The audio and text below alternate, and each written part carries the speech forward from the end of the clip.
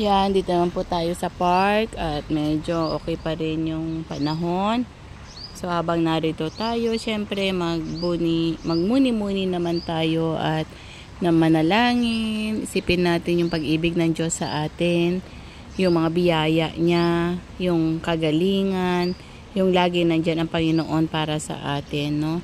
So wala man tayong maisip na iba kundi ang pasasalamat sa Panginoon. Magpasalamat tayo na tayo nagising pa. Magpasalamat tayo na nandyan ang Panginoon. Time will come soon. Alam nyo, meron yung hahanap-hanapin mo ang Panginoon. Ngunit di mo na siya masusumpungan. Kaya hanapin nyo siya habang siya nasusumpungan. At syempre manalangin kayo habang ang Diyos ay tumutugon sa mga panalangin. At syempre kailangan na lagi magpasalamat sa ating Panginoong Jesus dahil siya lamang po ang nagbibigay ng lahat.